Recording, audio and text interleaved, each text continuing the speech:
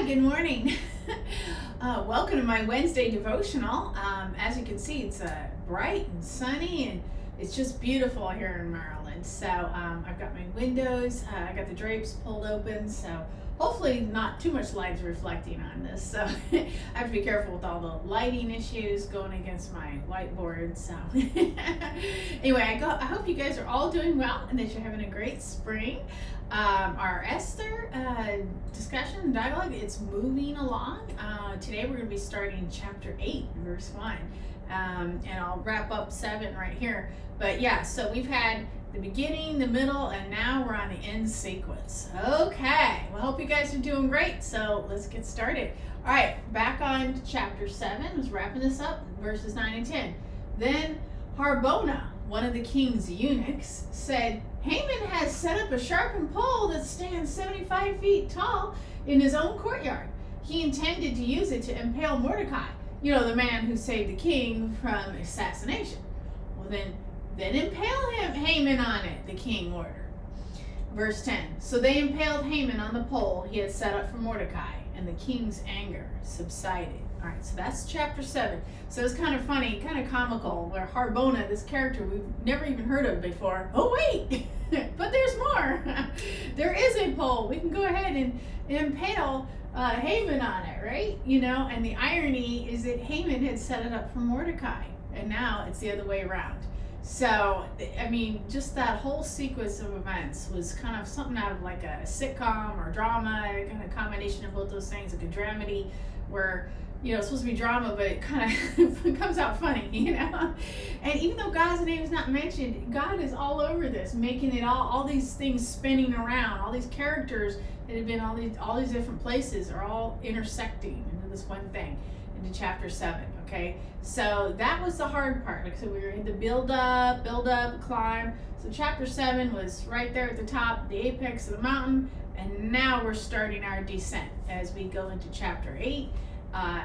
Verses 1 and 2, and then 9 and 10 of the chapters. Chapter 10 is short, so like I said, I probably should be done here at the summer, and I'll start another theme. I'm debating on that one right now because I like to be outside for the summer one, so I'm trying to think about how I can do it outside, and so I love it when it's sunny. It's just great to be out in God's nature, So we're gonna see. All right, so now we're starting chapter 8.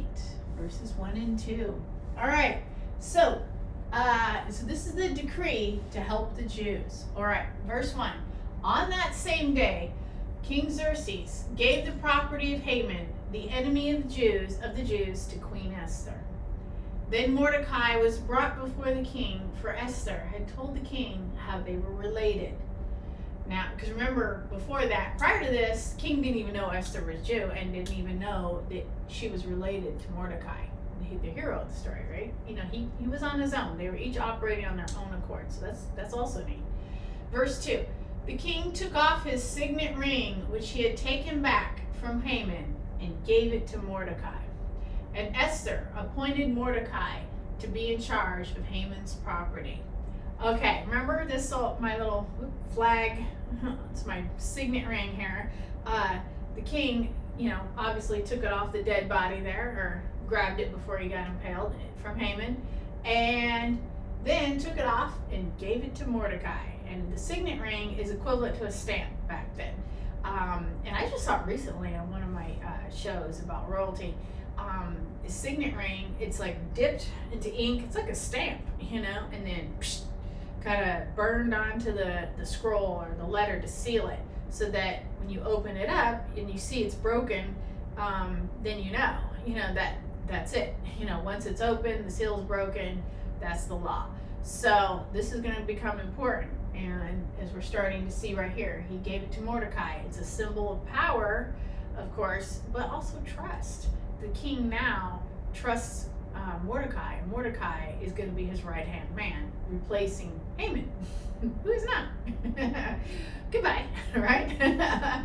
We're trying not to be too happy about it, but on the other hand, look what Haman was about to do, And we're going to find out through chapter 8 and 9, how does Esther help solve this problem? How is she and Mordecai going to save the Jews? Okay, so as we're rolling and we're making these changes and we're going into the descent part, I just want you to start thinking about, maybe you're going through something right now in your own life where things are challenging. You've been through the struggle. Now that's the other side. This is the chapter 8 and 9 are the beginning of the light at the end of the tunnel. So good things are coming, the sun is shining, spring is coming. I see a bee now on my window, and the wasps and bugs are coming back. Our cat just killed a bug this morning. Yes, it's spring. So as all these spring changes are coming about, what light is at the end of your tunnel? What do you have going on in your life? I know I've been working on a project since January 1st, since the new year. And so I've had some good moments, but I'm still waiting for my light to come in. But that's okay, Going through the book of Esther has been really helpful, to show me that there's hope, that no matter how bad things can get, there's always Sunday morning. There's always that light at the end of the tunnel that's coming. So changes are coming about. All right. Well, hope you guys are having a great warm day wherever you're at. And I thank you so much for watching, and we'll see you next time.